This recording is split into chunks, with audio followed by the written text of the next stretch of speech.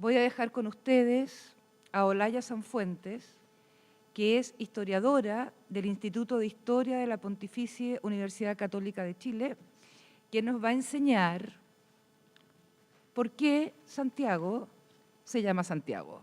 Con ustedes, Olaya Sanfuentes.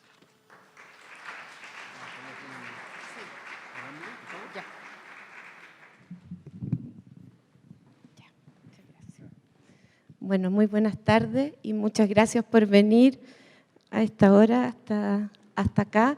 No sé si voy a enseñarles tanto, la verdad que lo que quiero es compartir con ustedes parte de mis investigaciones y de mi pasión, que es la historia, y tratar de entender un poco los orígenes de esta ciudad por donde nos movemos nosotros todos los días. Y pensé que con este título de alguna forma iba a generar en ustedes una pregunta. Yo le pregunto a mis niños por qué Santiago se llama Santiago y me dicen porque sí nomás. O sea, la verdad que no tienen mayor explicación frente a un hecho que tiene mucha explicación histórica y que nos va a llevar hoy día a hacer un viaje tanto en el tiempo como en el espacio, pero sin salirnos de lo que es nuestro. O sea, todo lo que se ha dicho hasta ahora de el Museo Precolombino y la Municipalidad de Santiago en función del patrimonio, creo que con lo que vamos a hablar hoy día y ojalá podamos compartir después con las preguntas o la conversación, nos va a llevar también a temas patrimoniales más allá de la ciudad de Santiago. Entonces yo me pregunto, ¿por qué la capital del Reino de Chile tiene el nombre de Santiago? Así como muchas otras ciudades de América en los primeros meses y en los primeros años del descubrimiento y la conquista de América. Dentro de los primeros 30 o 40 años del descubrimiento y conquista de América hay más o menos 50 pueblos y ciudades que llevan el nombre de Santiago. Santiago de Quito, Santiago de los Caballeros, Santiago de Cuba, Santiago del Nuevo Estero. Hay muchos Santiago en los primeros años de la conquista. ¿Y por qué? ¿Cómo se pasa con...? ¿Cuál es para pasar?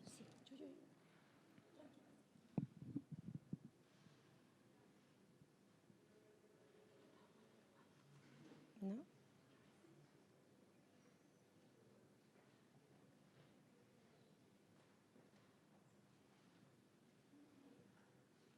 Y voy pasando con...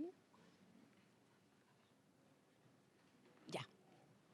Bueno, entonces por eso que le puse de nombre a esta conferencia Santiago en Santiago, una devoción olvidada y un nombre que perdura. ¿Y por qué? Porque cuando hablamos de Santiago hablamos de San Santiago, o sea, no es cualquier Santiago, sino que es San Santiago. Santiago, aquel apóstol de Cristo, que según algunos era el preferido de Cristo, Santiago el mayor, porque también hay un Santiago el menor, a pesar de que la historiografía y la teología no ha sabido diferenciar muy bien cuál es el menor. Entonces es San Santiago porque además es uno de los primeros mártires del cristianismo, muere decapitado en Jerusalén por Herodes, y entonces es una devoción que comienza en el mundo occidental, que llega a nuestro continente, que llega a nuestro país, que en el fondo funda nuestra ciudad, pero que después se va olvidando con el tiempo. Tanto que hoy en día nadie sabe que la fiesta más importante de esta ciudad, de este lugar, era la fiesta de Santiago Apóstol.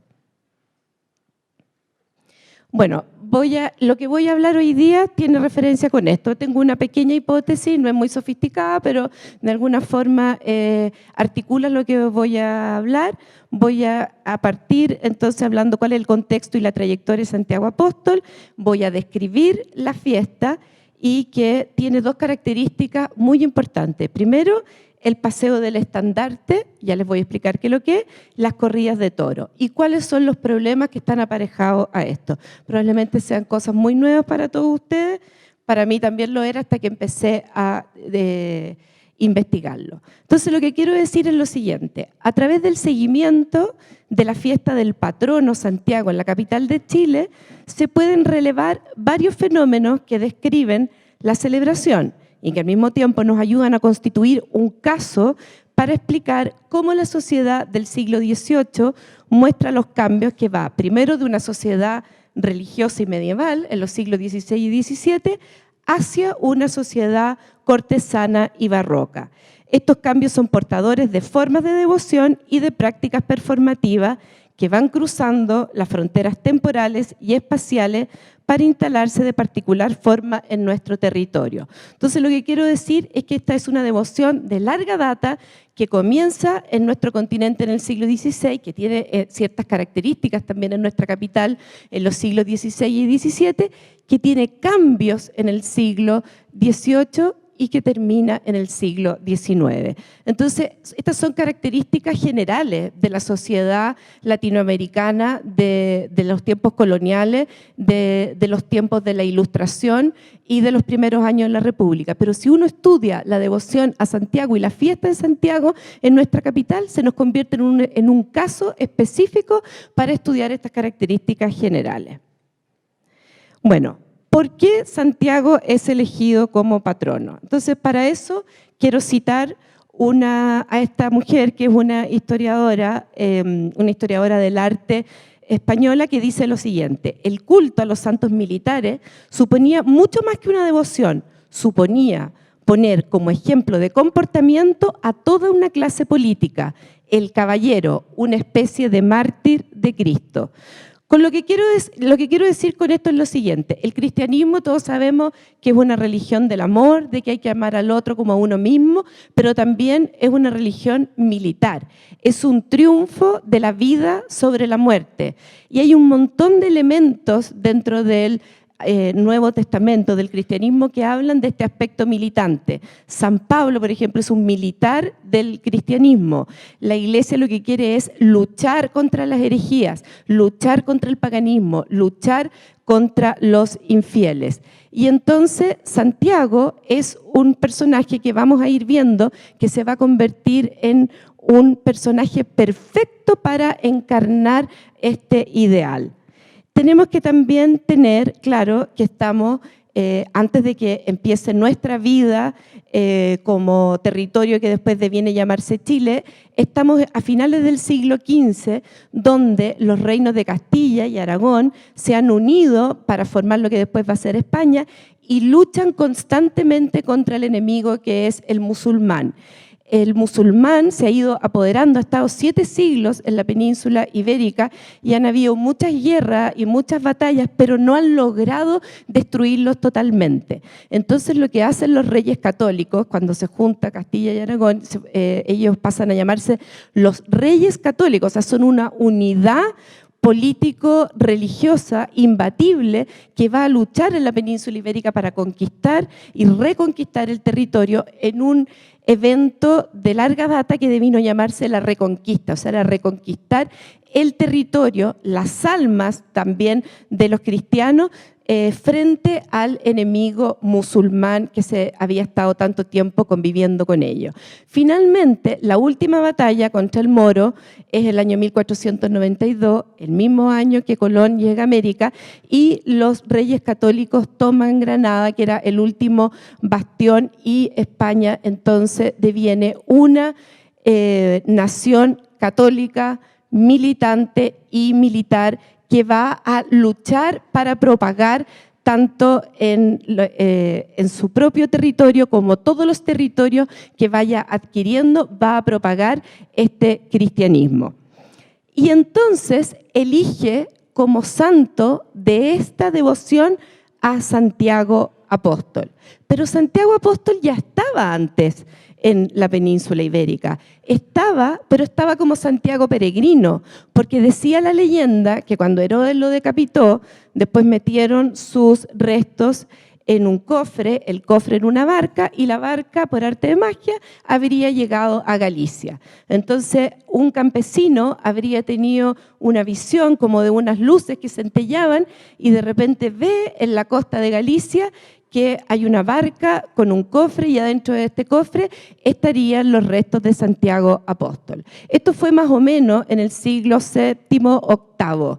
Y entonces, como hay una lucha en España por qué lugar de España va a tener la primacía, lo que hace Cluny, que está en Francia, con la gente de Compostela, es luchar para que para que Compostela se convierta en el lugar más importante de España. ¿Y contra quién pelean?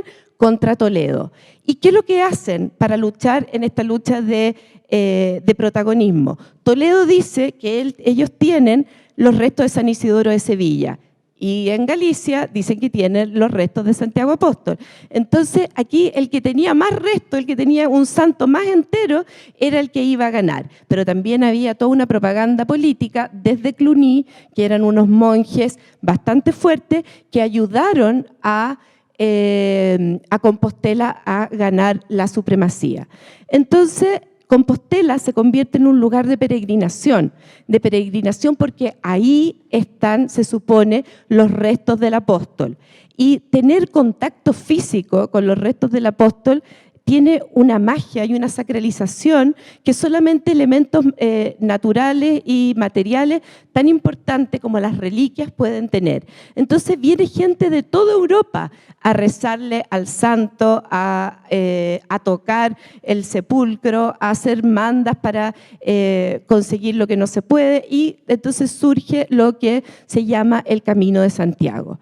¿Y cómo se representa a Santiago iconográficamente? Como un peregrino, un hombre con una túnica, con un bastón que lo ayuda en el peregrinaje, con una concha de ostión, porque dicen que también dentro de este cofre se habrían pegado algunas conchas, a veces también con un libro que muestra que va predicando, y surge entonces toda una iconografía que se instala en Santiago de Compostela y que caracteriza a los peregrinos, porque los peregrinos son los que se relacionan con este santo. Sin embargo, cuando empieza esta reconquista de los territorios de la península ibérica que ha quedado en manos de los musulmanes, entonces lentamente algunos reyes visigodos empiezan a darse cuenta que necesitan también el apoyo, el patrocinio, el milagro de algún santo que los ayude en las batallas para poder justificar también la guerra justa. ¿Qué es lo que es la guerra justa? Es luchar contra un enemigo de la fe y utilizar todas las crueldades y todos los ardides de la batalla para poder desafiarlo. Entonces surge, paralela a la iconografía de Santiago Peregrino, que termina siendo una devoción más de tipo popular, surge una iconografía de un Santiago guerrero, un Santiago que aparece en el cielo vestido de caballero y que ayuda a los combatientes, a los soldados, y los auspicia en las batallas. Por eso que hablo de un santo con connotaciones y representaciones yuxtapuestas. Santiago va a servir para todo, va a servir para los peregrinos, va a servir para institucionalizar el poder de los reyes, va a servir para ayudar a los españoles en la batalla, va a servir para gritar a Santiago por Santiago y a con ello en cada batalla, porque creen que desde el cielo Santiago los va a ayudar a ganar. Y una vez que ganan las batallas, siempre los soldados cristianos piensan que ha sido el apóstol de Cristo. Una vez que se ha reconquistado la península ibérica de mano de los musulmanes, entonces, ¿cuál es la nueva conquista espiritual que queda? América. América, porque América está lleno de herejes, de idólatras, de paganos que no están venerando al verdadero Dios, no conocen la verdadera religión. Por lo tanto, las huestes conquistadoras, las huestes colonizadoras, nuevamente van a utilizar la figura de Santiago para justificar la guerra justa en términos legales y en términos también mentales, y para explicar entonces los eventos de guerra. Este es entonces el grito que gritaban los españoles tanto en la península ibérica como en América cuando empezaban una batalla. Se encomendaban al patrono y gritaban Santiago y cierra España. Pensemos entonces que los reyes católicos son reyes en el sentido religioso y en el sentido militar y político del término. El Papa Alejandro VI les había donado estas tierras a cambio de que evangelizaran toda América. Por lo tanto, el poder político y el poder religioso es uno mismo. Bueno, esta es la primera representación que tenemos de Santiago en términos militares y está en una esquina de la Catedral de Santiago de Compostela. Y lo interesante es que esta iconografía, que es fundante, después se va a repetir y la vamos a ver, como vamos a ir después viendo a través de la presentación, hasta en los lugares más recónditos de nuestro continente. La iconografía tiene a veces algunas variaciones, la gente en los pueblos se apropian de sus formas más específicas, pero la iconografía básica va a ser siempre la misma. Un hombre a caballo, generalmente es un caballo blanco, porque el caballo blanco está reservado para los dioses, para los héroes y para los reyes, con una espada en la mano, en este caso también con el estandarte de España, y abajo el enemigo al cual ha vencido. Esto, como les digo, después llega a América, y la cantidad de imágenes que hay de Santiago Matamoros, que era como se llama en España, y que después llega a América, la cantidad de imágenes que hay tanto en el mundo mesoamericano como en el mundo andino es innumerable.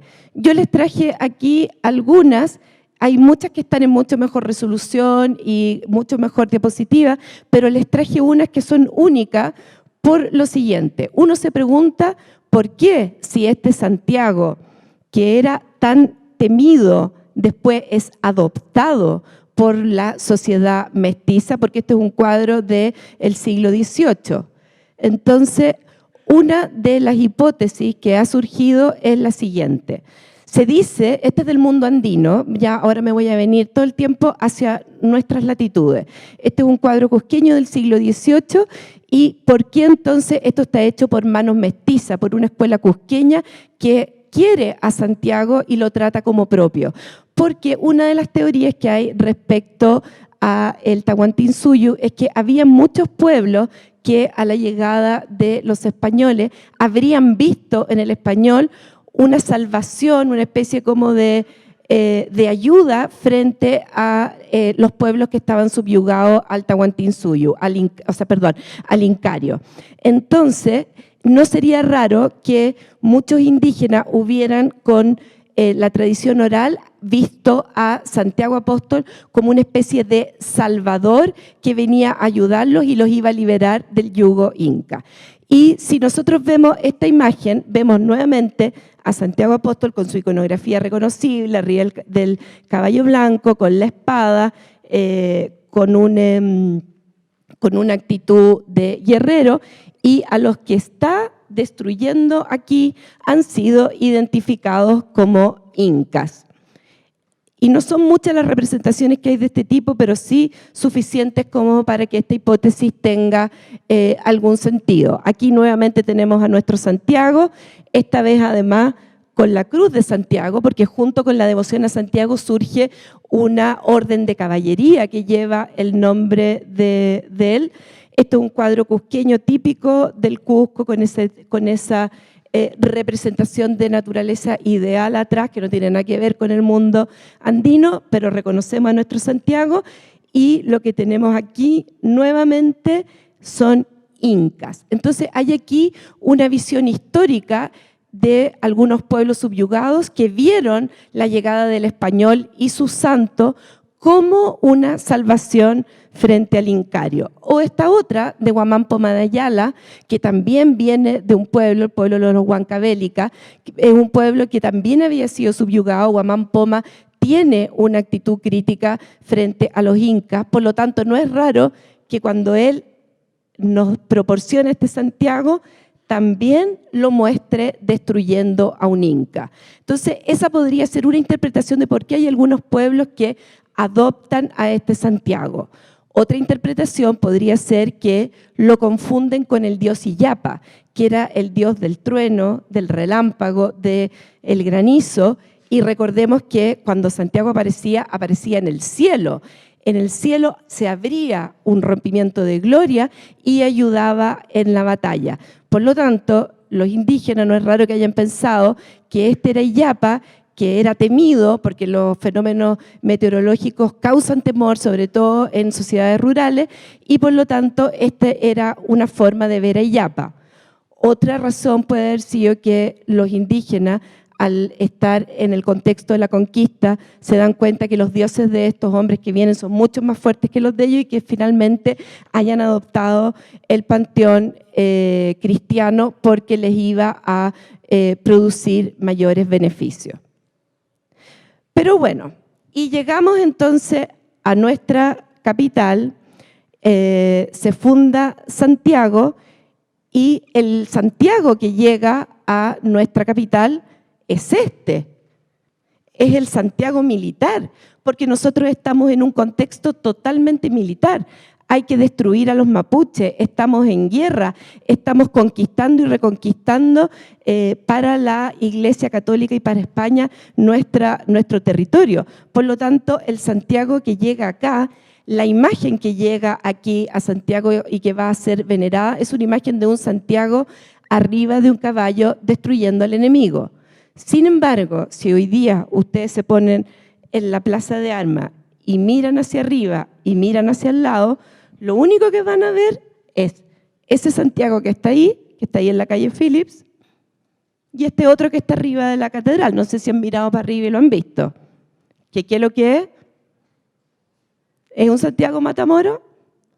Es un Santiago peregrino. Por lo tanto, lo que puedo decir con esto es que la tradición del Santiago militar, el Santiago que fue el que llegó a América, el que conquistó nuestro territorio, el que conquistó las almas de los criollos, el que tuvo toda la veneración hasta el siglo XIX, fue el otro. Sin embargo, nada nos queda de eso. Solo ese cuadro que les mostré anteriormente, que es un sobrerrelieve, y creo que no hay mucho más en nuestra capital. ¿Qué es lo que habrá pasado entonces? ¿Qué pasó? Espera. No, pero ahí estoy avanzando.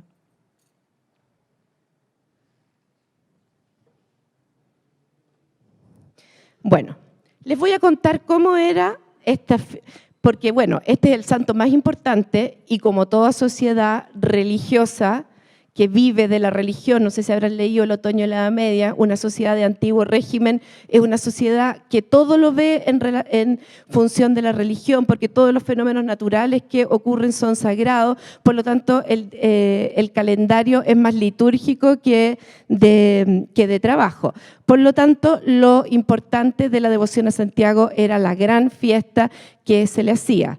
El día 25 de julio, cada año, entonces se hacía una tremenda fiesta. Sin embargo, se empezaba el día 16 a rezar una novena, 9 días desde el día 16, y en la Biblioteca Nacional todavía se conservan algunas novenas que se le rezaban al apóstol, era especial para él.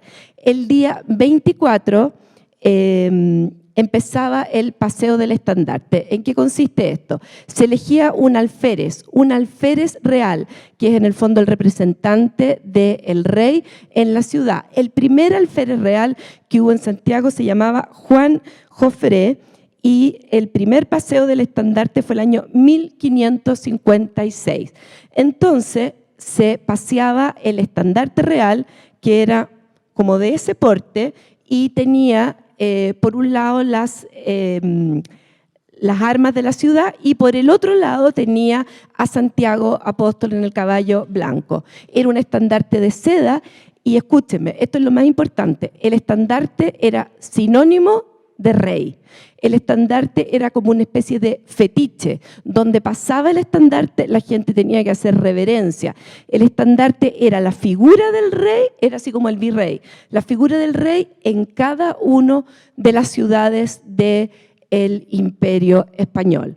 Por lo tanto, era muy importante a quién se elegía, por dónde pasaba, todos los ritos que se le hacían.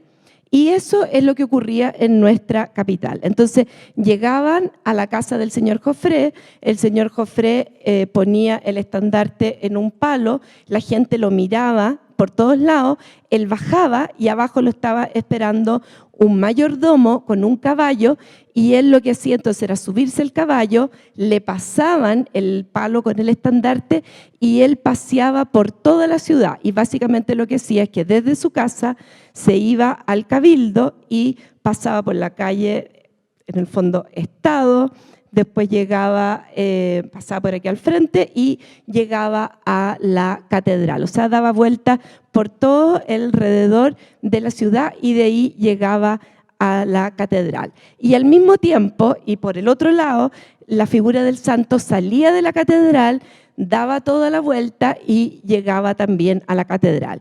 ¿Y por qué esto es importante? Porque este caso muestra la cantidad de problemas que existían entre el poder eclesiástico y el poder secular. Se supone que en el presbiterio solamente podían estar los presbíteros. Sin embargo, por tradición, el alférez empezó a sentarse en el presbiterio y esto produjo gran problema y el obispo negó darle la paz a un alférez en el siglo XVII. Entonces, ¿qué es lo que hicieron el año siguiente? El alférez pasó de largo y en vez de ir directamente a la catedral, se fue a celebrar la fiesta de Santiago a la iglesia de Justo y Pastor. Por lo tanto, si uno va viendo todas las crónicas, tanto del cabildo eclesiástico como del cabildo secular, uno se va dando cuenta que al principio esta es una fiesta bastante religiosa porque se saca al santo, porque el santo tiene importancia, es una fiesta bastante militar porque son los militares más importantes de la sociedad santillina los que desfilan con el estandarte, porque además se recurre al tema de la guerra contra los mapuches para poder justificar también la importancia de Santiago, pero lentamente el estandarte empieza a ser más importante.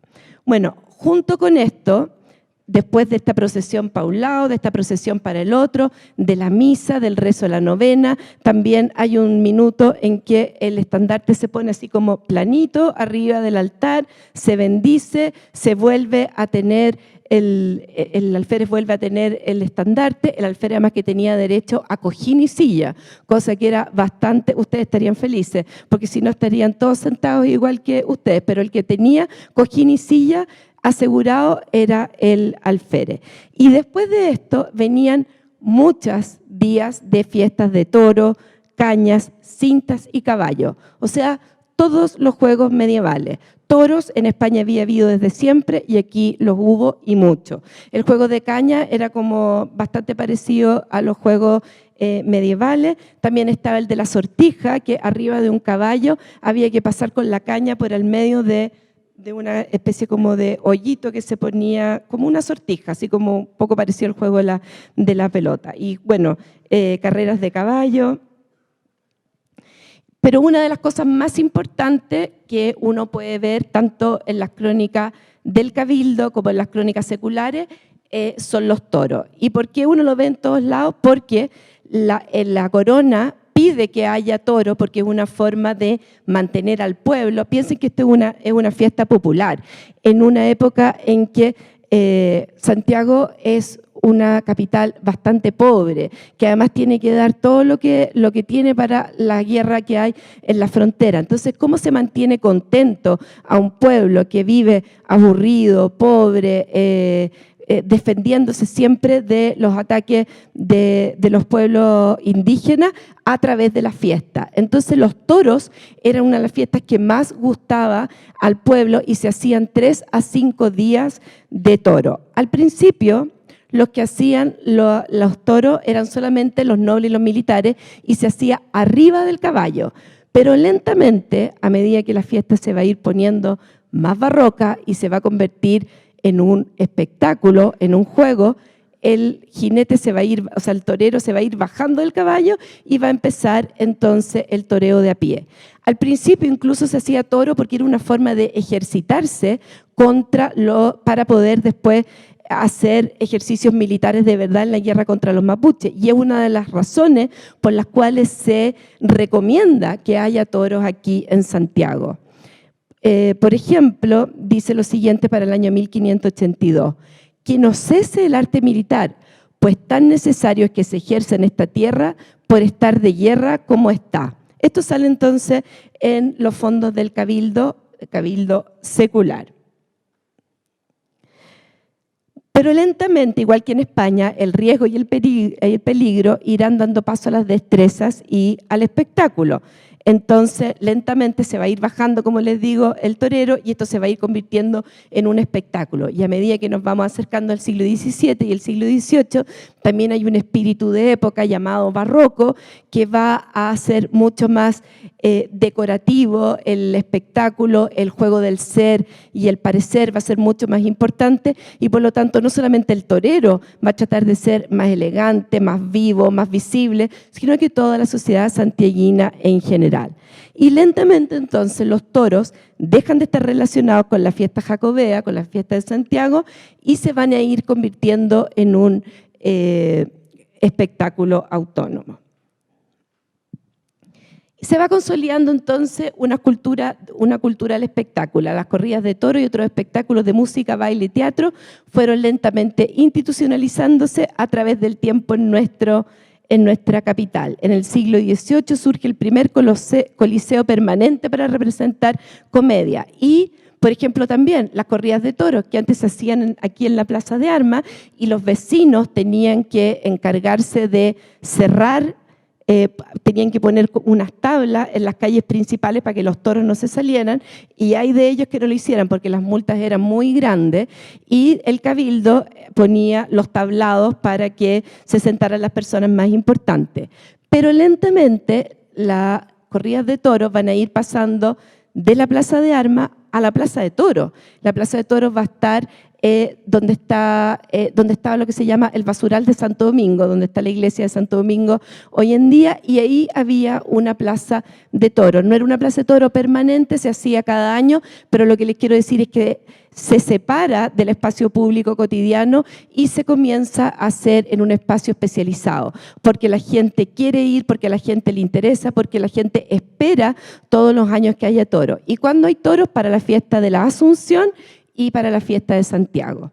El problema es que el 25 de julio muchas veces llueve, entonces van corriendo la fecha a veces para asegurarse, y hay minutos en que corren tanto la fecha hasta octubre y noviembre para no quedarse sin los toros. Entonces, como les decía, este caso, el caso de la celebración de la fiesta con los toros, es un caso que nos permite ver cuáles son los problemas entre los poderes eclesiásticos y monárquicos. Porque, por un lado, incluso el Papa prohíbe en toda la cristiandad que no se hagan más toros.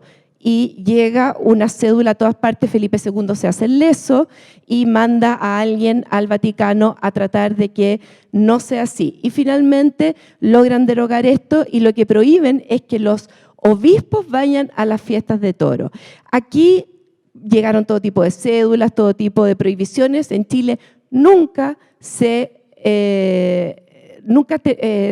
terminaron de haber fiestas de toros durante toda la colonia hasta el siglo XIX. En otras partes estas derogaciones se cumplieron, en Chile jamás. Eran muy importantes las corridas de toros y aquí siempre se hicieron. Pero la fiesta va a ir perdiendo su carácter religioso y se va a transformar en una de despliegue de poderío cívico. Como les dije, había una lucha por el protagonismo. El alférez quería ser el más importante, el obispo también. Entonces tenían problemas. ¿Quién era más importante en las corridas de toros? ¿Dónde se ponía uno? ¿Dónde se ponía otro? ¿Quién era más importante dentro de la catedral? También ahí había un tema de moralidad, porque los obispos decían, claro, la corrida de toros, todo el mundo se emborracha debajo de los tablaos, los hombres y las mujeres hacen lo que se les da la gana, entonces después de 3 o 4 días la gente hacía cualquier cosa en el espacio público y los obispos tratan de hacer algo al respecto. Sin embargo, hay obispos que también están a favor de los toros, por lo tanto también dentro de la iglesia se producen problemas. La iglesia se queja de que se pierde la decencia en los toros y que esto es un espectáculo demasiado popular y que no es adecuado. Y bueno, también el tema del lujo, porque a medida que va llegando el siglo XVIII, la gente lo único que quiere es parecer más de lo que es. Entonces ya la elegancia de la gente es increíble. Y este paseo que se hacía, el paseo por ejemplo del estandarte, que se hacía siempre a caballo, el año 1764 hubo un gobernador que encontró nada mejor que se hiciera en Calesa, porque era mucho más elegante, como era en julio, si la gente no se iba a salpicar con los barros que había después de la lluvia. Sin embargo, en la Calesa el estandarte tenía que ir así, y no alzado como tenía que ir, y el mismo rey mandó a decir que estaba prohibido, entonces usar la calesa y había que volver al caballo.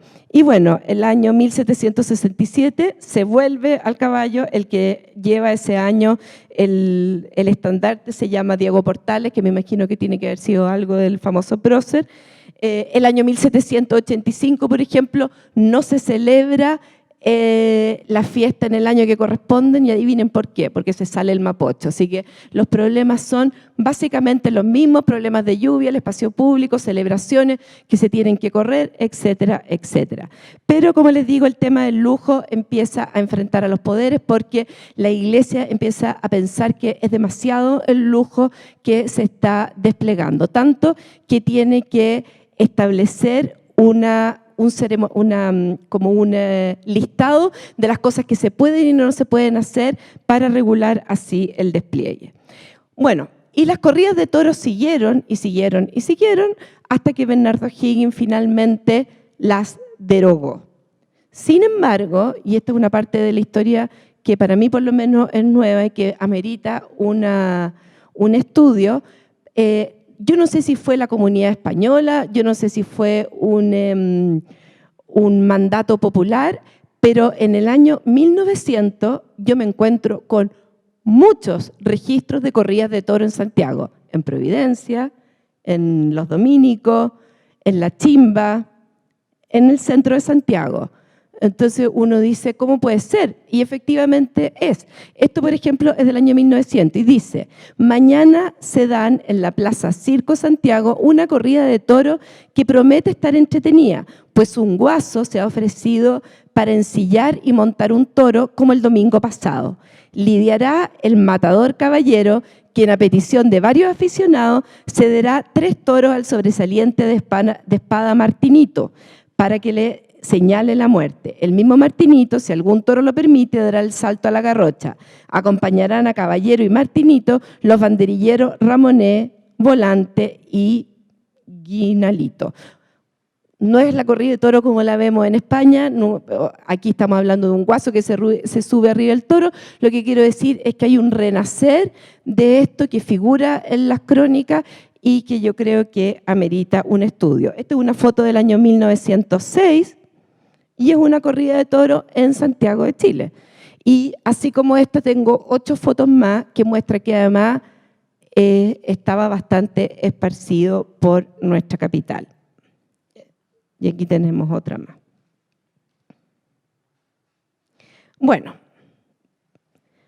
ustedes se preguntarán por qué les muestro esto. Entonces, así como en Santiago Capital, la devoción más importante, el santo patrono más venerado y la fiesta más importante era la de Santiago Apóstol arriba del caballo, y hoy nadie lo recuerda, y ni siquiera ese santo peregrino que también podría hablarnos de la presencia de Santiago acá nos dice algo, porque yo he hecho encuestas y nadie sabe muy bien. En el norte de nuestro país la devoción a Santiago está viva y requete viva, como los 3 casos que les voy a mostrar ahora. Este es la iglesia de Belén, que está en lo que se llaman los Altos de Arica, más o menos a 2.900 metros sobre el nivel del mar. Y este es el campanario, que ya en el campanario nos muestra la importancia. Dice, viva el apóstol Santiago, patrono del pueblo. Y este está arriba en un sobrerelieve de piedra de esta iglesia de... Hoy no me acuerdo si es del siglo XVII o XVIII. Javi, ayúdame. ¿18? del siglo XVIII y que sí muestra directamente, es difícil sacarle una foto porque está bastante arriba, a nuestro Santiago Caballero. Esta devoción, que también se instala en el altiplano y en el mundo andino en los siglos XVII y XVIII, que tiene una devoción activa durante toda la colonia, sigue vigente hasta el día de hoy. Y no solamente vigente, me atrevo a decir que es la fiesta o una de las fiestas más importantes que ayuda a resignificar la identidad andina. Son pueblos que tienen 30 habitantes, la gente ha emigrado a Calama, Antofagasta, Iquique, Arica, pero que el día 25 de julio, así como otras fiestas que son importantes, va toda la familia, toda la gente que tiene familiares enterrados ahí y celebran al apóstol Santiago.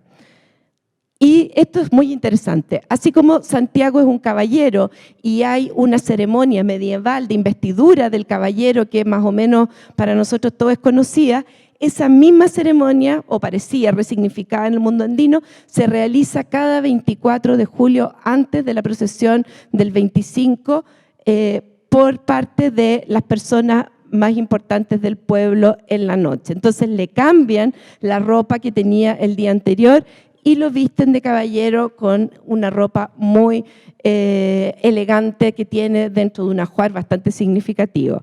Y bueno, este es dentro del pueblo de Belén y es una ceremonia muy sacralizada, muy sentida y que muestra además el cariño que hay no solamente al santo como simbolismo, sino que a la figura, a la escultura propiamente tal, que además le piden y sienten que son depositarios de muchas de las cosas buenas y malas que les pasan.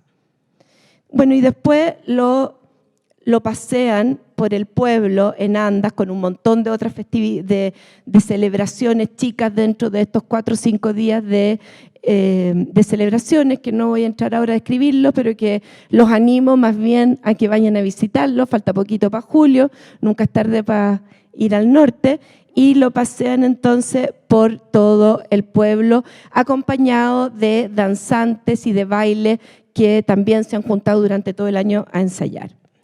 Y bueno, y aquí también está la iglesia.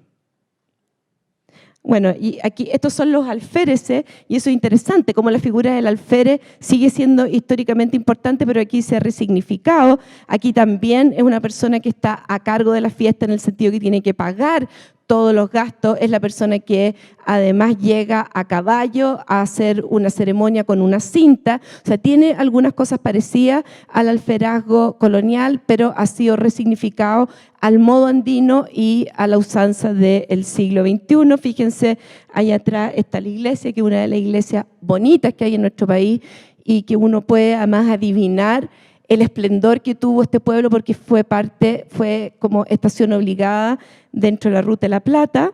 Y bueno, después hay una serie de otras manifestaciones rituales, unas más salvajes que otras, como esta que le rompen el pescuezo a un gallo. Hay otros pueblos donde Santiago es el patrón, como por ejemplo en Toconce. Ya. Y aquí tenemos las representaciones, pero lo que quiero que ustedes se fijen es que la iconografía sigue siendo la misma, o sea, todo el mundo va a saber en cualquier parte del mundo andino cuando hay un Santiago, y es este el que entonces también protege a la comunidad, y aquí tiene a su enemigo y los defiende y los ayuda y les piden cosas para que tengan buenas cosechas y bienestar durante el año. Esta es la fiesta de Toconce, también lleno de gente que baila. Ahí tienen otros que están bailando. Y aquí tenemos otro pueblo, que es el pueblo de Río Grande, donde hay aquí una apropiación fantástica de la leyenda de Santiago. Aquí no les faltó con un Santiago, sino que tienen dos. Uno es Santiago el mayor y otro es Santiago el menor. Los dos aparecen en la Biblia, por lo tanto aquí tienen a los dos. Hay un montón de hipótesis de por qué tienen dos. Hay gente que dice que habría venido el más chico de Machuca, hay otra gente que dice que uno es Santiago el mayor, otro es Santiago el menor, hay otros que le dicen Santiago Aurora al más chico, pero lo que quiero es que ustedes vean lo viva que está esta devoción en el norte de Chile. Ahí están los dos Santiago, y les ofrecen todo tipo de ofrendas, de flores, de fruta, de incluso billetes que les cuelgan y todo tipo también de bailes que le hacen el día 25 y 26. Bueno, ¿por qué se pierde la fiesta en Santiago capital? Hipótesis, pues esto lo podríamos discutir, pero algunas hipótesis, yo creo que me quedo corta. Primero, dificultad de celebrar en julio, o sea, era muy importante la fiesta y muchas veces se tuvo que cancelar por problemas climatológicos. Por lo menos Los Toros pasó mucho y se cambiaba la fecha, y hay años incluso en que, por ejemplo, en el siglo XIX, a principios del siglo XIX, hubo 2 epidemias de cólera y tampoco se pudo hacer.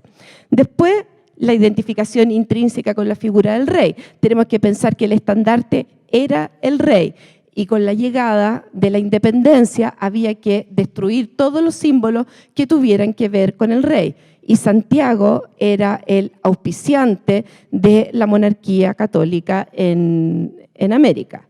Después, los espectáculos asociados a las fiestas se fueron convirtiendo en chapetona, una forma dieciochesca de decir cuica, pero fueron demasiado elegantes, demasiado de élite, y dejaron de ser populares como habían sido anteriormente. Y porque finalmente se va a cambiar a Santiago por la Virgen del Carmen, no por la Virgen del Rosario, que había sido la más importante, porque la Virgen del Rosario también era monárquica, sino que por una Virgen nueva que lograra aglutinar a la sociedad criolla y pudiera hacer de este país un país protegido por la Virgen. Bueno, y así como la Carolina Toá los recibió con un poema sobre Santiago, yo también quería despedirme con un romance de Santiago del Nuevo Extremo de Carlos René Correa, de principio del siglo XX, que dice así: las casonas despertaban en la mañana invernal, entre campanas y cohetes y una cruz episcopal. Con incienso y campanillas se hacía solemnidad, porque el apóstol Santiago tenía festividad, como nadie en la colonia de la muy noble ciudad. Grandes velones ardían en la procesión triunfal, mientras Santiago el Mayor conocía su heredad. Eso, gracias. Buenas tardes. La consulta... Pedro de Valdivia nombra a Santiago como el Santiago de Nuevo Extremo, Nueva Extremadura, no recuerdo, Pedro de Valdivia. De la iconografía que llega, de la primera que mostraron ahí, ¿cuándo llega la primera iconografía del apóstol Santiago a caballo o Matamoros? ¿Se sabe? No se sabe. ¿Y el estandarte que usted decía que se paseaba en las festividades? El primer estandarte que se pasea en Chile es el año 1556. Carlos V da permiso para hacer paseo del estandarte en América el año 1530. Pero en Chile el primero, bueno, está la Fundación de Santiago, y esos años que hay entre medios, porque no había plata para hacer estandarte, porque era de seda, era bordado a mano, y porque estaban en otra, o sea, realmente estaban en una situación de frontera, y la primera vez que se pasa es recién en el año 1556, bueno, igual es bien temprano, pero la primera imagen no se tiene ningún registro. Pero el estandarte tenía el Santiago Matamoro o el militar. El Santiago tenía, por un lado, las armas de la ciudad de Santiago, y por otro lado, el militar arriba del caballo. Gracias. De nada, gracias a ti. Bueno, gracias.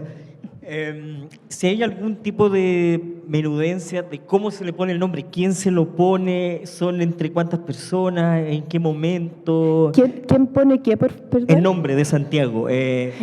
No, ¿Quién es? ¿En qué momento? Si hay algún testimonio de eso. No, fue Pedro de Valdivia en el famoso acto que nosotros conocemos. ¿Él solo? Sí. Ya. Gracias.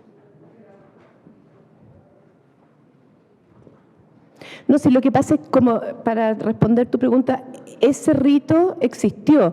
Lo que yo quería era entender si en todas partes había una devoción a esta figura, cómo había sido en Chile, más allá de bautizarla, porque en el acto de bautizo de ponerle nombre a algo, hay un acto político, hay un acto colonialista, pero yo no quería quedarme solamente con eso, quería saber si de verdad esta ciudad que tenía a Santiago como patrono, con todo lo que patrono significa, que es el que guarda la ciudad, había tenido además una devoción y una fiesta especial en términos públicos. Buenas tardes. No veo. Solo me llamó la atención a mí la invitación donde se habla del Reino de Chile. ¿Alguna vez Chile tuvo esa condición? Bueno, fue gobernación hasta que fue, o sea, fue gobernación y capitanía hasta que fue república, pero estamos hablando de esta zona, o sea, de hecho, por ejemplo, el patrono de Mendoza, que también era parte de esto, también era Santiago. Muy bien. Y tu pregunta ¿Qué la quiero complementar diciendo que lo que yo mostré del norte no era parte de Chile.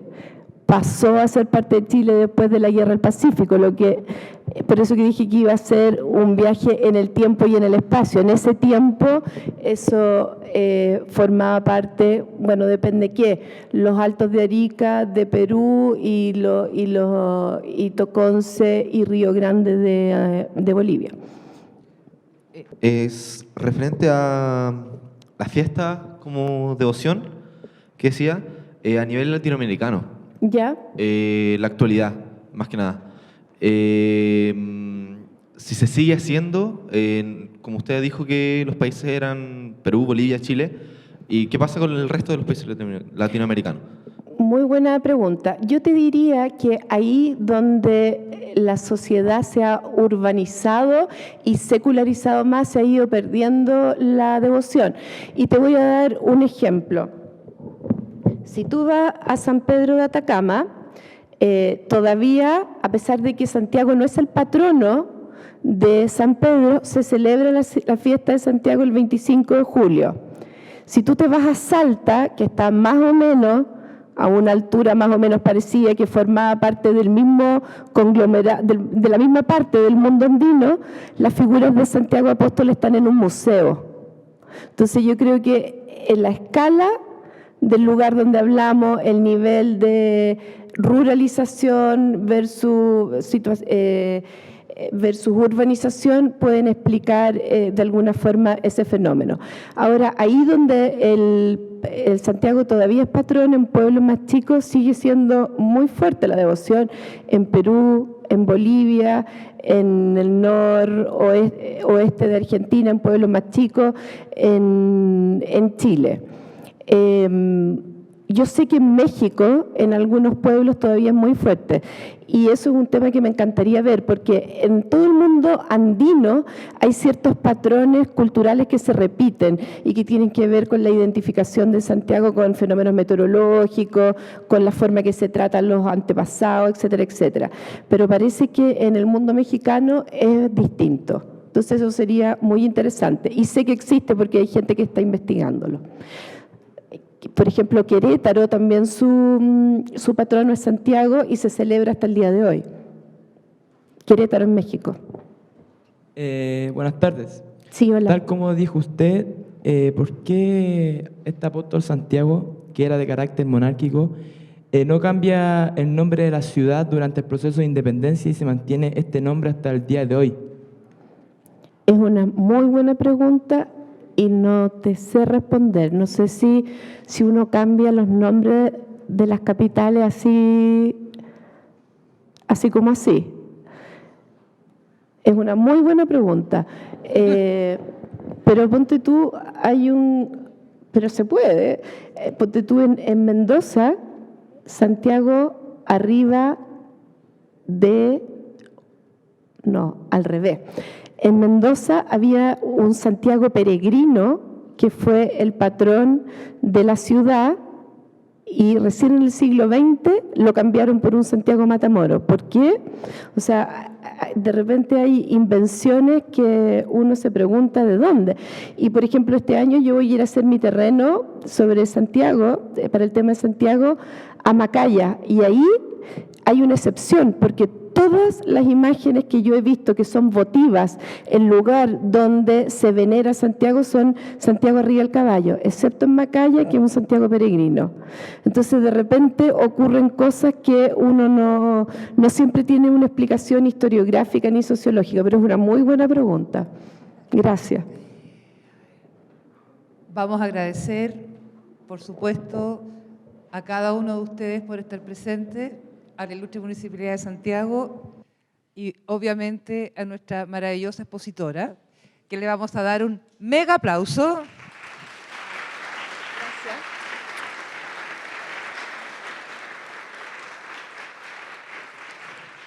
Y los quiero dejar cordialmente invitados, ya instalados aquí con alfombra incluida. El próximo jueves a las 6:30 tenemos al arqueólogo Rubén Stever, especialista en el tema Inca, que va a hablar precisamente del Tahuantinsuyo en el Valle del Mapocho. Así que muchas gracias y hasta el próximo jueves.